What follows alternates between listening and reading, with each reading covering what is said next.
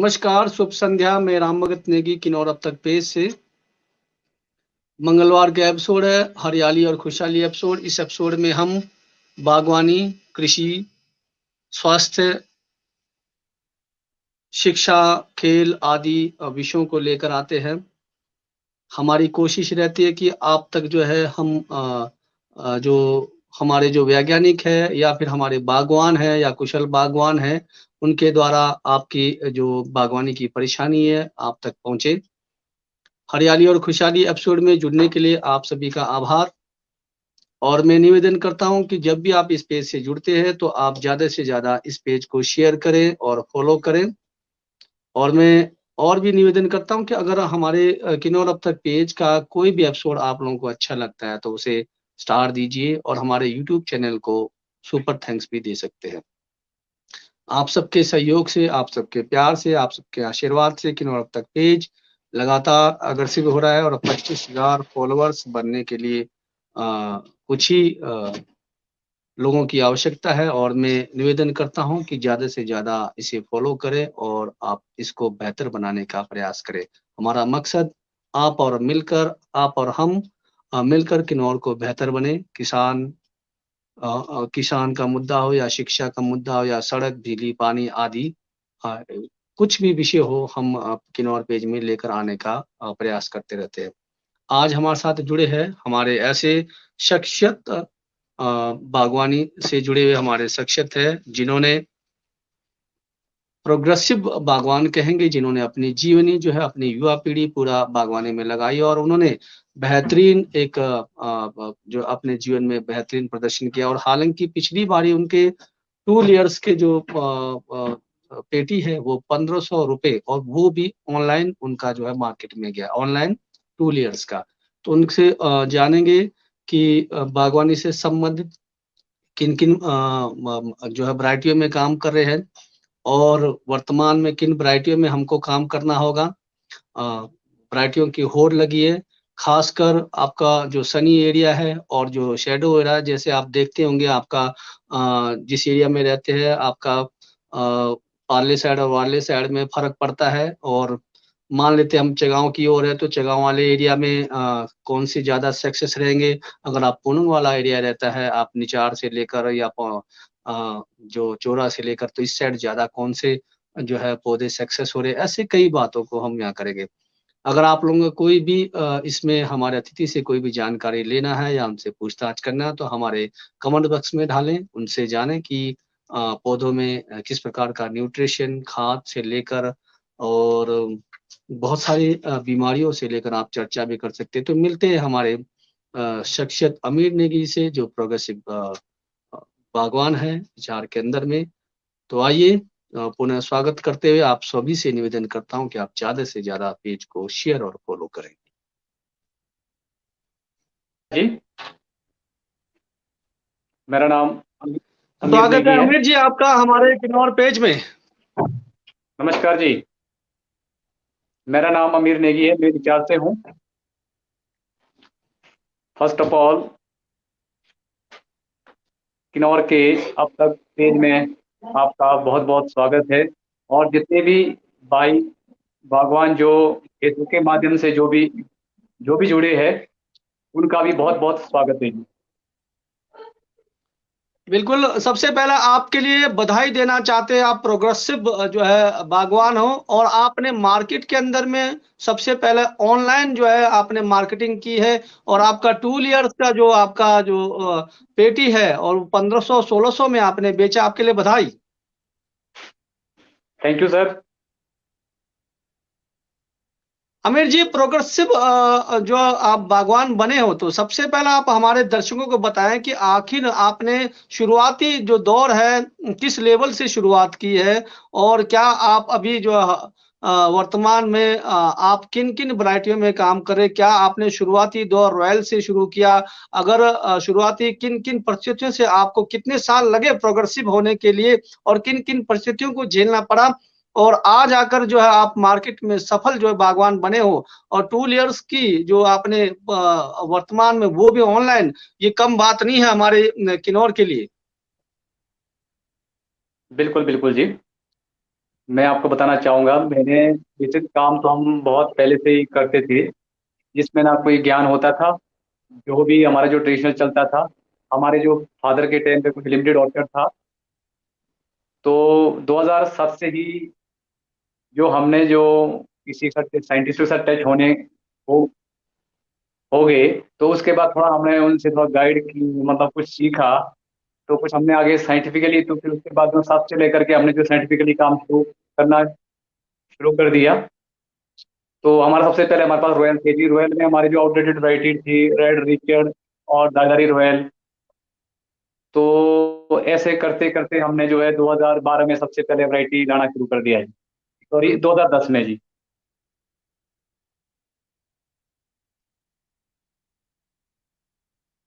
तो सबसे तो पहले जो अभी आप वैरायटी लाई थी हमने, तो वर्तमान में सुपर आप सीपर किन किन स्कारलेट लाया वैरायटियों था। में काम कर रहे हो? सबसे पहले जी मैं आपको फर्स्ट ऑफ ऑल मैं बताना चाहता हूँ कि सबसे पहले जो हमने जो वैरायटी लाई सुपर सीपर स्कारलेट लाई थी 2010 में जी। और ऑर्गन्स पर 2 ऑर्गन्स पर और 1 और 2। उसके बाद धीरे धीरे करते हुए फिर हमारे सोशल मीडिया में लोग, कई प्रोग्रेसिव ग्रोवर, कई हमारे फ्रेंड दोस्त, तो उन्होंने भी कुछ वैरायटीज कुछ बात इंपोर्ट कराए थे, उनके साथ हम टच में रहे। तो उनसे भी कुछ एक हमने वैरायटी ली। तो आगे इस तरह करते करते जो है हमने जितनी भी हमारी जो आउटडेटेड वैरायटीज थी, जो हमारे रेड है, रिचर्ड है, उसको भी हमने जो है कन्वर्ट करवा दिए, उसमें टॉप ग्राफ्ट कर दिए हमने। जैसे लाइक आपके घालात हो गए, सुपर चीप हो गए, स्कारलेट हो गए, फिर उसके बाद जो है ये जेरोमाइन आ गया, फिर हमारे रेड विलॉक्स आ गया। फिर बहुत सारी वैरायटीज है जी। मैं जितनी ज्यादा वैरायटी है उसके मैं नाम निकाल नहीं पाऊंगा इतना। जी जो जितनी जो हाई क्लस्टर अमीर जी वैरायटी है ज्यादा उसको भी अमीर हमने जी टॉप। अमीर जी ज्यादा वैरायटियों में नहीं जाएंगे हम।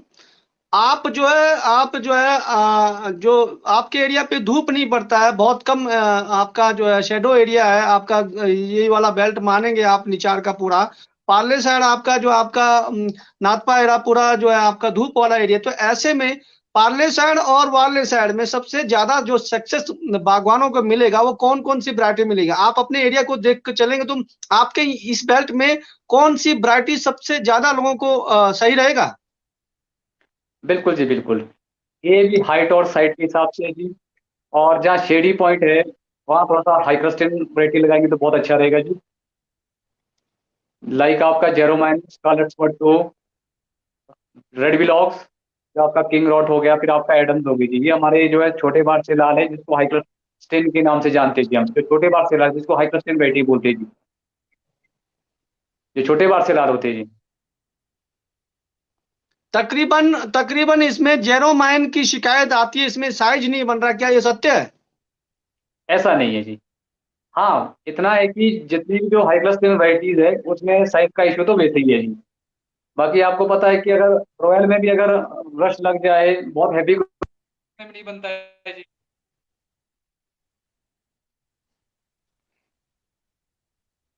जी हमारे साथ क्या जुड़े हैं हुआ? निचार से इधर प्रोग्रेसिव तो हेलो। प्रोग्रेसिव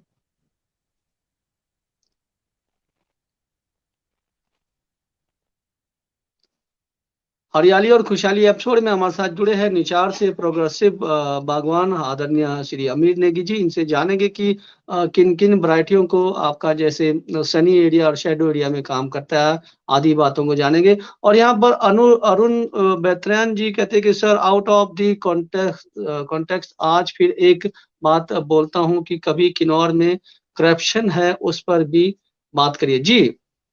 कोशिश तो करेंगे। अगर मैं आपसे विनती करता हूँ इसके लिए आप भी जुड़ते तो बहुत बेहतर रहता, और आप और हम चर्चा करेंगे तो बहुत बेहतर रहेगा, अन्य अतिथियों को भी लेंगे। और मैं 100% कहूँगा कि किन्नौर के अंदर बहुत ज्यादा करप्शन है, और मैंने खुद अपने एक्सपीरियंस ली है, बहुत सारी करप्शन है हर विभागों में। तो चलिए वेतरन जी, आपसे आपके सुझाव के लिए बहुत बहुत आभार प्रकट करते हैं। और इस इन मुद्दों पर चर्चा करने के लिए अगर आप एक दिन समय निकालते तो मेरे नंबर पर कॉल कीजिए। बहुत सारी चीजें हैं, लेकिन इसे साफ तो नहीं कर सकते हम, चर्चा तो जरूर कर पाएंगे। तो चलिए, हमारे साथ जुड़े हैं आज के अतिथि आमिर जी। आपके हमारी आवाज आ रही है आपको? सर सॉरी, थोड़ा रुकिए, 1 मिनट है, थोड़ा सा कुछ कोई बात नहीं, कोई बात नहीं। तो बात करते हैं करप्शन की।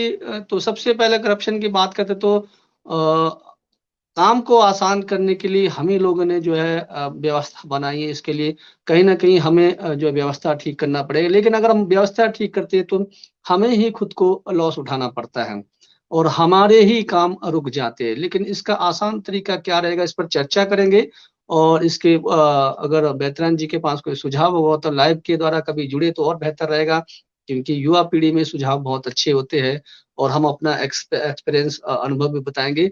और सबसे बात अचंभा करने वाली बात है कि इसमें सबसे ज़्यादा जो है अधिकारी लोग भ्रष्ट है, जो इसमें भ्रष्टाचार की बात कर रहे हैं आप। अधिकारी लोगों को अगर देखा जाएँगे तो कहीं न कहीं इसमें सम्मिलित रहते हैं। मुख्य कारण हर इसमें विभागों में है। तो चलिए हमारे साथ जुड़े हैं। जी। हमारे यहाँ पर एक अतिथि जुड़े हैं, कुलदीप जी बरी से है। इन्होंने कहा कि 7,000 से 8,000 के एलिवेशन में सुपर वैरायटी कौन से लगाएं? सुपर चीफ लगाओ जी। और आपका ऑर्गन सुपर 2 भी है, और आपके जो हाइपरस्टीन वैरायटी भी मैक्सिमम सब चलेगी जी। मतलब थोड़ा सा हाई एल्टीट्यूड में क्या होगा, थोड़ा सा साइज में थोड़ा दिक्कत आएगी। पर 7,000 तक अगर लगाएंगे तो बहुत बेटर है जी। आप जैसे कि आपका जेरोमाइन हो गया, रेड ग्लॉक्स हो गया, किंग लॉट हो गया जी।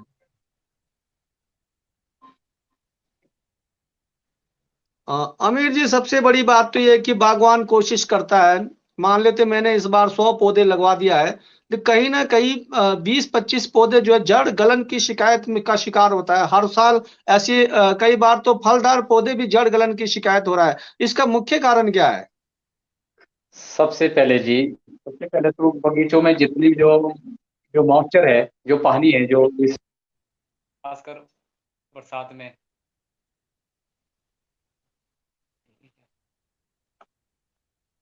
जी पुनः आप दोबारा बताएं। आप फोन को डू नॉट डिस्टर्ब में लगाएं, आपको कॉल आ रही होगी। हाँ, डिस्टर्ब लगाओ, डू नॉट डिस्टर्ब में लगाओ यार, क्या लगाया है? हाँ? लगाया है, पता नहीं क्या हो रहा है। चलिए कोई बात नहीं, आप बोलिए।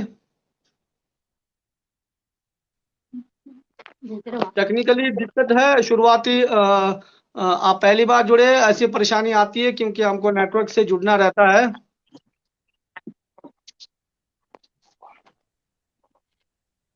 जी। आपके पास बड़े अच्छे जी, आपने 3-4-5 फोनों को यूज किया, बहुत अच्छी बात है। हाँ जी, हाँ जी, आवाज आ रही है हाँ जी।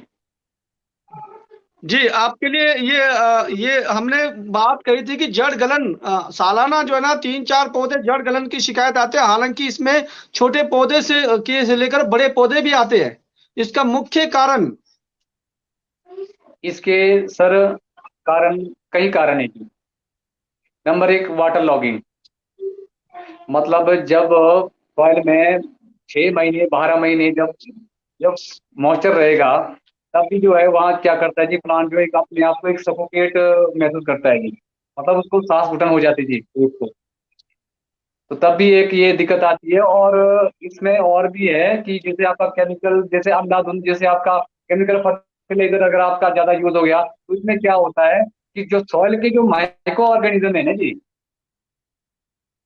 जो मित्र फंगस है, उसका डिसबैलेंस हो जाना जी। मेरी आवाज आ रही है जी? जी बिल्कुल बिल्कुल। अ, आपने ये कहा कि मेन मुख्य कारण है सॉइल की सॉइल और में माइक्रो ऑर्गेनिज्म का डिसबैलेंस हो जाना जी। तो इसका इसका कोई निवारण है आपके पास? अगर ऐसी कोई शिकायत है तो हम सबसे पहले क्या करें? सर सबसे पहले निप द इन द बड। मतलब इसको सर शुरू में ही रोकना पड़ेगा जी आपको।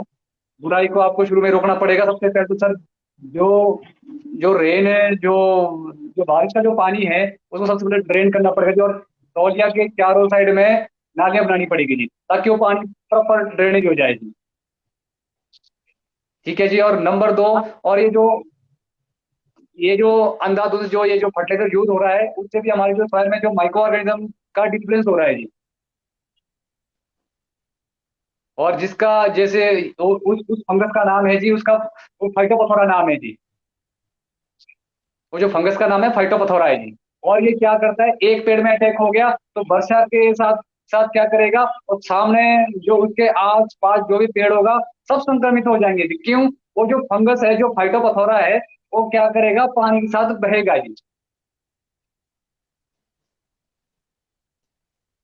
तो इसके लिए हमारे को मित्र फंगस लाइक आपका ट्राइकोडर्मा, और आपका जैसे आपका रूट गार्ड आता है, ये आपका पिनिकल का रूट गार्ड भी आता है, और आपका ट्राइकोडर्मा के नाम से भी आता है, और व्रिडी भी इसके नाम से आता है, और आपका साथ में सुडोमोनास, वो आपका बैक्टीरियासाइड है जी। वो आप जो है इसको डाल सकते हैं जी, अप्लाई कर सकते हैं जी, बार बार इसको फंगस लोड करना पड़ेगा जी। ये नहीं कि भाई जब आए बीमारी तो उसके बाद ही कर दिया, ऐसा नहीं है। अब आपको पता है कि अगर आप ये फंगस लोड करते रहेंगे तो ये आपके बगीचों में ये फंगस एंटर होंगे नहीं जी। जी। तो कहने का मतलब आपका आपका इसमें एक तो बरसात के दौरान भी हमने इसका ध्यान देना है, इसका जो आप तौलिया करते हैं बरसात का जो तौलिया है उसको उस प्रकार का बनाना है कि आपका पानी रुके नहीं। बिल, बिल्कुल बिल्कुल जी, बिल्कुल। और ज्यादातर जो है तौलिया के लिए ज्यादा रूट को छेड़ना नहीं जी, और ज्यादा तौलिया, जितना ज्यादा आप तौलिया खोदेंगे उतना ही फंगस स्प्रेड होगा जी ज्यादा। आमिर जी, आजकल जो है आजकल कटनी छटनी का टाइम चला है, लोग ऐसे में कटनी छटनी करते हैं, तो कटनी छटनी करने के बाद कौन सा स्प्रे करें, और खासकर जो है स्प्रे करने के बाद लोग आजकल चूना लगाते हैं, तो चूना लगाने का मतलब क्या है, और चूना लगाते तो उनमें क्या क्या जुड़ना चाहिए, क्या क्या होना चाहिए, किन रेशो में होना चाहिए, और कुछ लोग जो है चूना तनों में भी लगाते हैं ऐसे फेंक के, क्या वो भी जायज है? तो ये दो बिल्कुल तीन जी, सवाल है कि कटनी छटनी में स्प्रे और चूना का मेथड और रेशो। बिल्कुल जी, बिल्कुल। देखो जी, आजकल हाइटों में लोगों ने, मैक्सिमम लोगों ने प्रूनिंग शुरू कर दी है। वैसे तो प्रूनिंग का अगर थोड़ा सा रुक जाए तो और अच्छा रहेगा। चलो, हाइटों में ज्यादा बर्फ आने की वजह से लोग के पेड़ पौधे टूटते हैं, तो चलो लोगों ने शुरू कर दी है। तो आफ्टर जो प्रूनिंग है, बोड़ो बोड़ो मिक्सचर की स्प्रे करने की।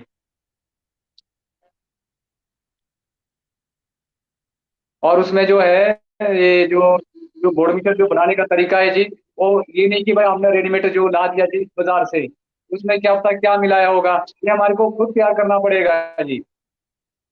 कॉपर सल्फेट प्लस आपका लाइम जी, चूना। और चूना भी वो चूना जो है जी डले वाला, और मतलब डिहाइड्रेटेड लाइम जी। ये नहीं कि हाइड्रेटेड लाइम ला दिया जो बाजार में पिसा हुआ मिलता है, वो सोया ग्रेड होता है। इसके लिए हमारे को क्या करना पड़ेगा, जो अनभुजा चूना लेकर के, 2.25 किलो लेकर के, 2 किलो कॉपर सल्फेट लेकर के जो है, उसको अलग अलग से घोल करके कट्ठा ड्रम में मिला करके जी, फिर उसका छिड़काव करना पड़ेगा जी। और चूने का जो इसमें जो मेन मेन जो फंक्शन है जी, जो चूने का, वो आपका जो है जो कॉपर सल्फेट को यूटिलाइज करने के लिए होता है जी, चूना।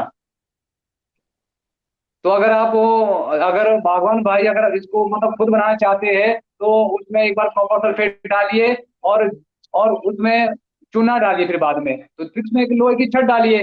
लोहे की छड़ में अगर तांबे नुमा अगर उसमें कलर आ गया, तांबे नुमा, तो समझो कि अभी जो है हमारा जो न्यूट्रलाइज नहीं हुआ है कॉपर सल्फेट जी। और ये खुद बनाए जी, मेरा कहना मतलब ये है कि बोरोमीटर को खुद बनाए।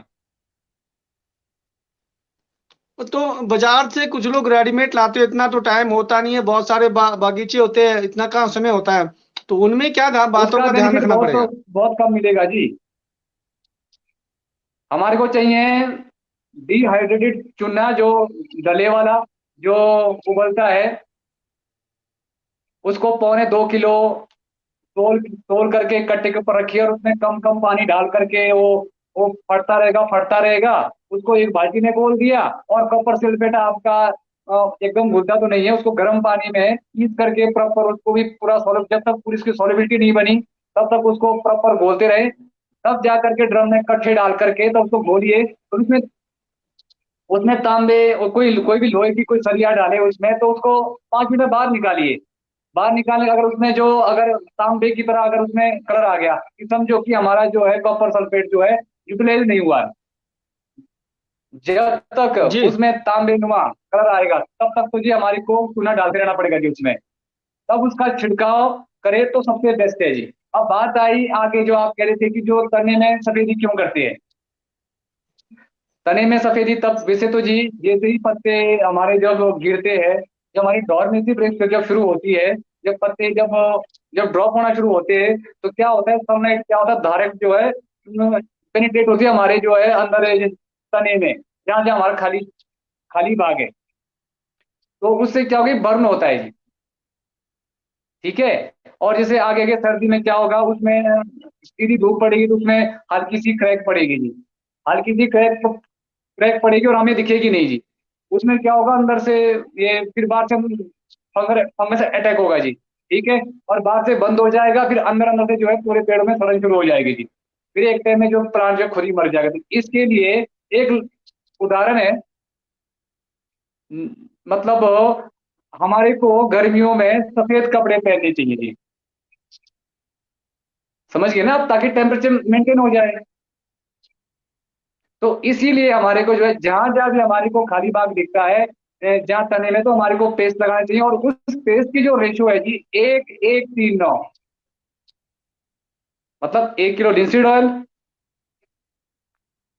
और 3 किलो चूना, 9 लीटर पार्ट ये वाटर की।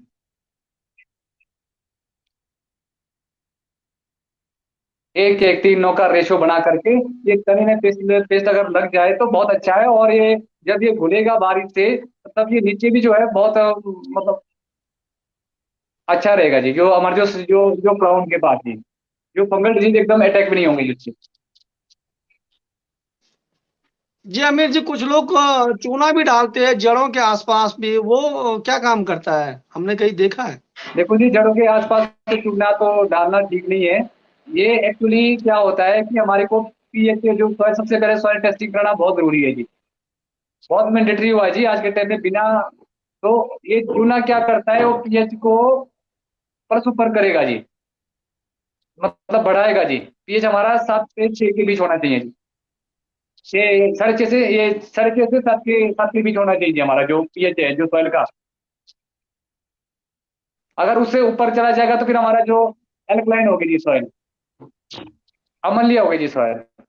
तो उसके लिए हमारे को चूना, चूना जो होता है वो हाइड्रेटेड चूना मिलता है हमारे को, पिसा हुआ चूना मिलता है, वो आप डालिए और वो उसमें जो है कुछ थोड़ा बहुत पीएच मेंटेन हो जाएगा। तकरीबन जो है आजकल रेडीमेड जो है चूना का उपयोग कर रहे हैं, तो आपने यहाँ पर बनाने की विधि बताई और रेडीमेड में, इन दोनों में क्या डिफरेंट रहेगा? किस जी, दोबारा बताइए। लोग जो है बाजार से रेडीमेड जो आजकल बन बनाया जो पेस्ट है हाँ चूना का, हाँ, वो बिल्कुल लगा बिल्कुल। रहे हैं। नहीं, वो बिल्कुल तो अब वो कंपनी ने क्या बनाया, कैसे बनाया जी, वैसे तो बागवानों को यूज वैसे करना नहीं चाहिए। अगर खुद बनाएगा तो सबसे बेस्ट है जी। जो मैंने रेशियो बता दिया, और जो मैंने जो जो मैंने चूना बता दिया, और कॉपर सल्फेट होना चाहिए अच्छा, 100% प्योर, हाई प्योर होना चाहिए जी। और ये नहीं कि बाजार से रेडीमेड ला दिया और घोल दिया और छिड़काव कर दिया, उसका कोई बेनिफिट नहीं है जी। जल्दी जल्दी जल्दी। अनुराग नेगी कहते हैं कि एक साल के पौधे में टोटल कितने स्प्रे जो है करना क्या? चाहिए, मिनिमम या मैक्सिमम? एक साल के, 1 ईयर के पौधे में कितने स्प्रे करना चाहिए? तो चलिए, हमारे अतिथि जी का कुछ टेक्निकली इश्यू आया है। ठीक है।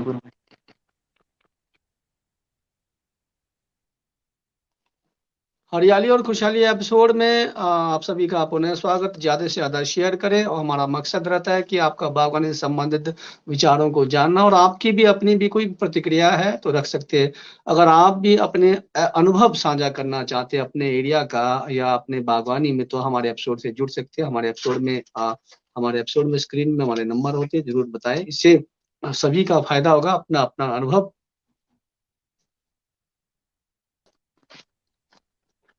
हाँ, थोड़ा सा टेक्निकली इशू आया था जी। जी कोई बात नहीं।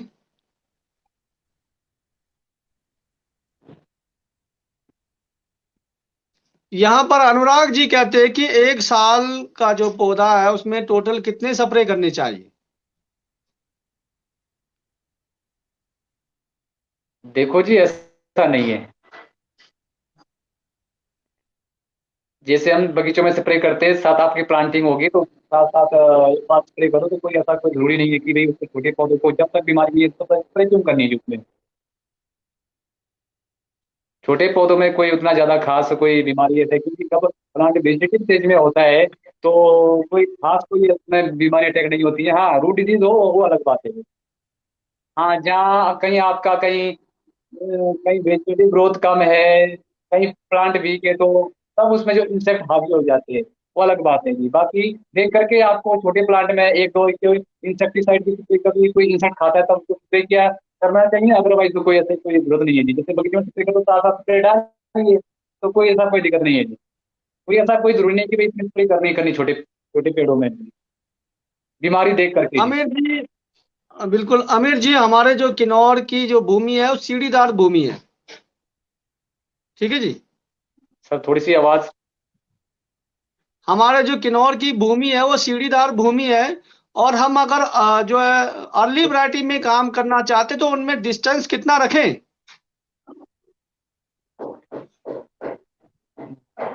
देखो जी, डिस्टेंस अब तो सर पुराना जो ट्रेडिशनल था हमारा, 18 18 फुट कम से कम हमारा 10 से ऊपर ही था, जो हमारा रॉयल होगी पुरानी। तो अब जैसे हमारे अब नई नई वैरायटीज आ गई, ठीक है। अगर उसमें भी डिपेंड करता है कि आपने सिंगल सिंगल लीडर सिस्टम में काम करना है, कैसे करना है, फिर आपका सीडलिंग आ गया, फिर आपका रूट स्टॉक आ गया, ठीक है जी। तो अगर बंदे को, अगर जिसको भी, जिस बागवानों को अगर प्रूनिंग आती है, अगर सही, अगर उसको सेंट्रल लीडर सिस्टम में अगर काम करके, तो 5 4 5 फुट में भी अगर आप लगा सकते हैं, ऐसा कोई दिक्कत नहीं है। अगर आप कंट्रोल करते हैं, अगर नॉलेज है प्रूनिंग की, तो कोई दिक्कत नहीं है जी। 4 5 फुट में भी आप जो सेटिंग में, और आप रूट स्टॉक में भी काम कर सकते हैं आप, जो आपके बिगर रूट स्टॉक, जैसे आपका MM 111 हो गया, 7 9 हो गया, ठीक है, M7 हो गया। तो इसमें आप 5 4 5 फुट पे भी आप काम कर सकते हैं।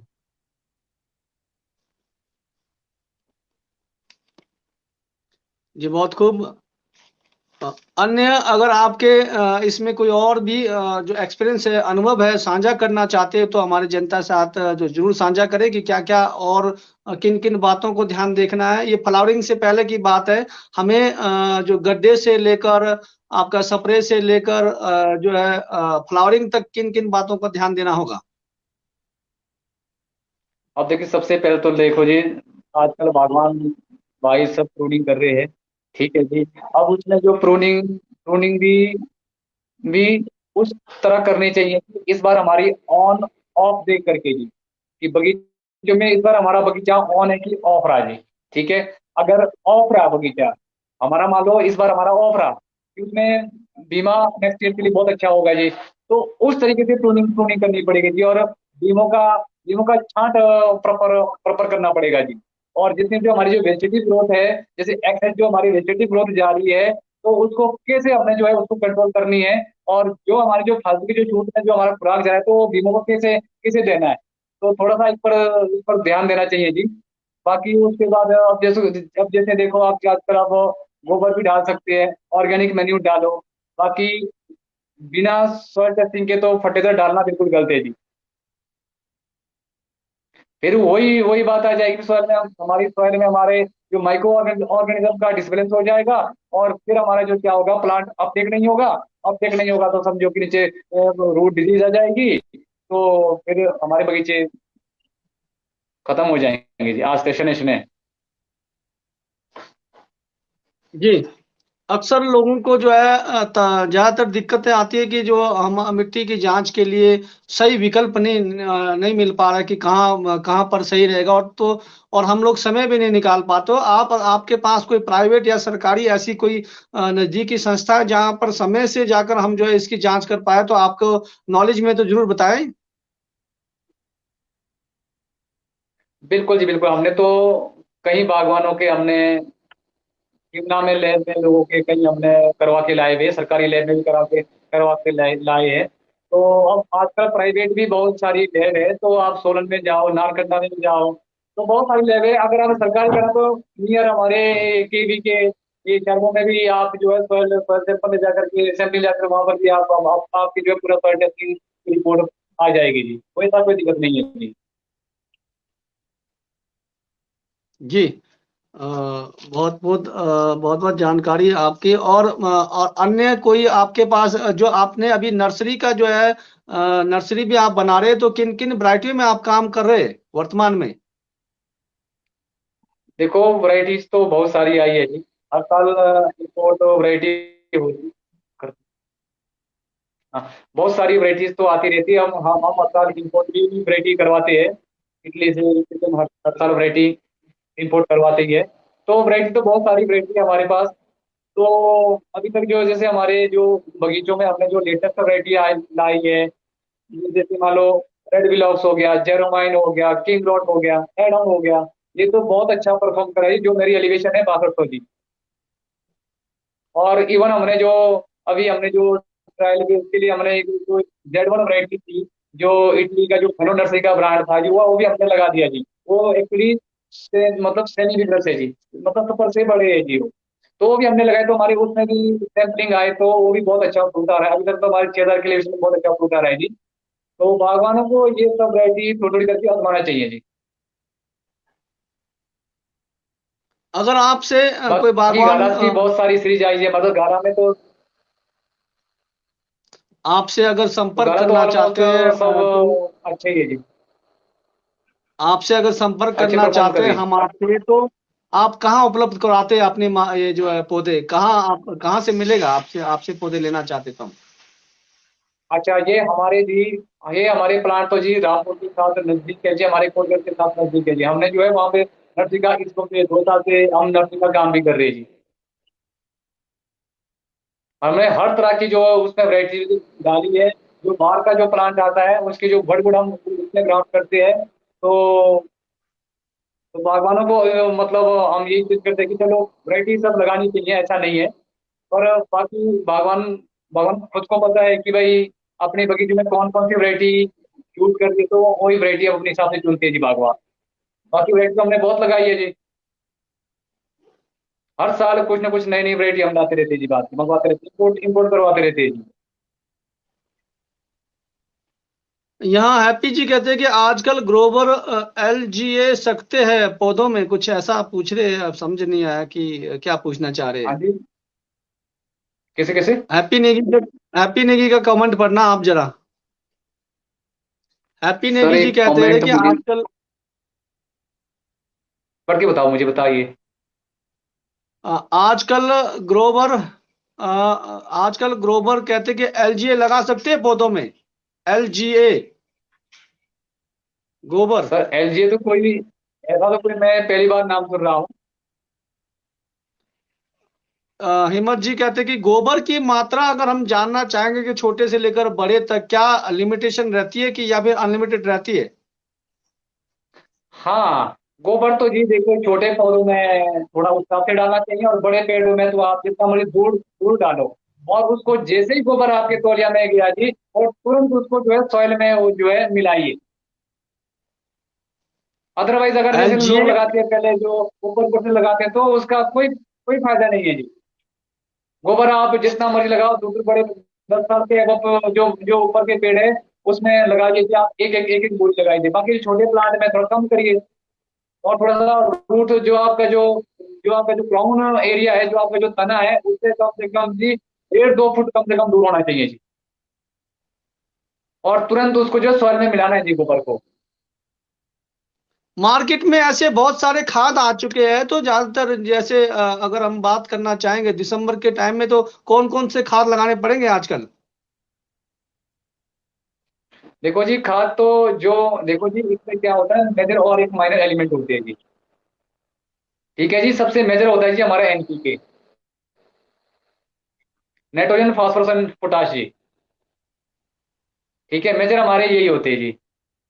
जब तक हम जी। सॉइल टेस्टिंग नहीं करवाएंगे तब तक ये हमारा जो तुक्के वाला जो खाद जो हमारा सिस्टम है, ये ठीक नहीं है जी।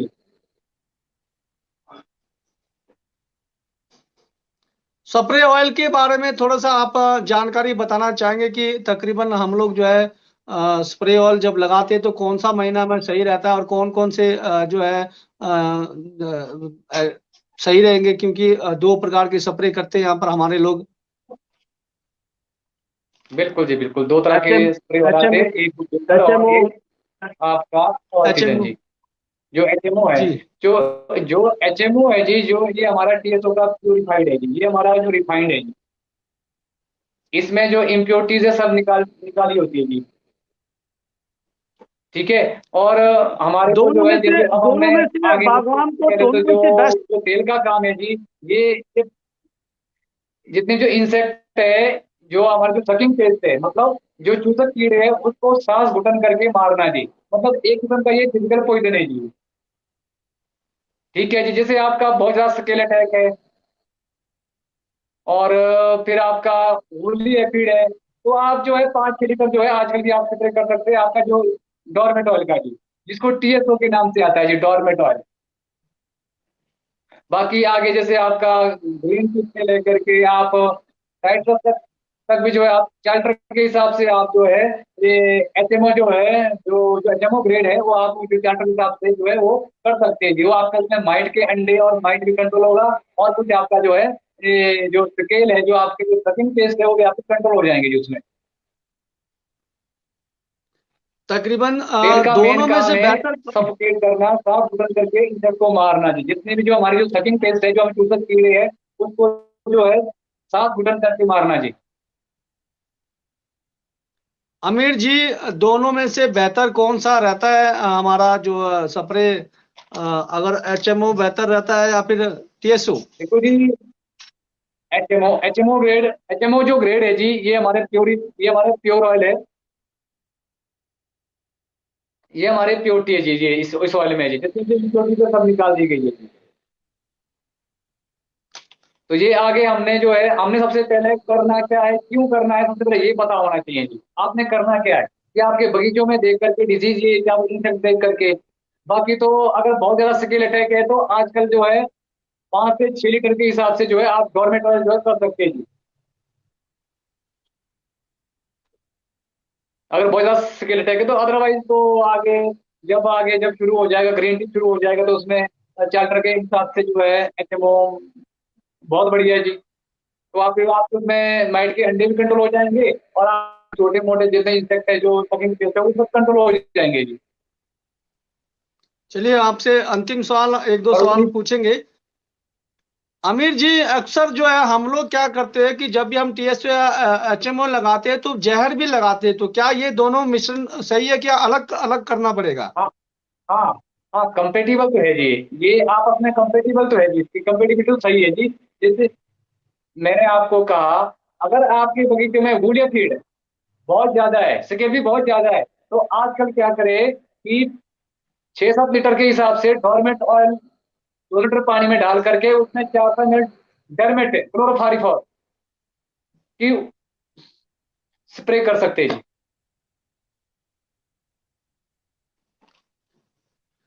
तो आपने हमारे किन्नौर पेज के लिए महत्वपूर्ण जानकारी दी। तकरीबन अगर अब हम चाहते हैं, थोड़ा सा हमने एक चीज जानना नहीं चाहा कि जो आजकल की वैरायटी है, जो पौधे आ रहे हैं, उनके लिए अगर हम आपने फुट तो बताया कि कितना डिस्टेंस में रखना, 5 या 6 फुट भी चल पड़ सकता है, लेकिन अगर खड्डे बनाने हैं तो इनके खड्डे का डिस्टेंस कितना होना चाहिए, चौड़ाई, लंबाई, हाइट? हाँ, देखिए जी, अब इसमें भी जी सॉइल पर डिपेंड करता है जी। एक होती है वर्जन लैंड जी, एक होती है हमारी जैसे पुराने बगीचों, जैसे हमारे पुराने बगीचे थे, तो वो हमारे खत्म हो गए, जीर्ण हो गया, खत्म हो गए। तो उसमें जहाँ हमारे जो रिप्लांटिंग का जो एरिया है ना जी, जहाँ हमारी जो सॉइल है, तो उसमें तो कम से कम जी 3x4 और 3x5 का जो है गड्ढा बढ़ा करके, उसमें जो सॉइल है, जो हम गड्ढे से निकालते हैं सॉइल, उसको उठा करके तो दूर फेंकनी पड़ेगी जी। तो वहां हमारे को कम से कम जो है जी 2-3 महीने हमारे को छोड़ना पड़ेगा जी, ताकि उससे जो है सोलिडाइजेशन हो जाए, ताकि धूप की किरणें प्रॉपर पड़ जाएगी, और उसमें जितनी भी जो है, जो हमारे जो विषाणु है, फंगस है, कुछ भी है, तो एक मिनट, क्या हुआ? हाँ, तो फिर क्या, उसमें क्या होता है कि और उसको खुले छोड़ने पड़ेंगे गड्ढे 2-3 महीने के लिए, तो ताकि उसमें कलोरीजेशन से कुछ हमारे फंगस, जो हमारे जो शत्रु फंगस है, वो सब खत्म हो जाएंगे। तो हो सके तो 1 साल तक भी अगर छोड़ेंगे तो बहुत अच्छा रहेगा। तो उसके वहां पे गड्ढे हमारे को बड़े करने पड़ेंगे, चौड़े करने पड़ेंगे जी, और वहां की मिट्टी फेंकनी पड़ेगी जी, और वहां के लिए मिट्टी हमारे को दूर जंगल से लानी पड़ेगी जी। तब जाके वहां जो हमारे को जो है एक रूट स्टॉक चुनना पड़ेगा, और वो एक 793 रूट स्टॉक है जी उसका नाम।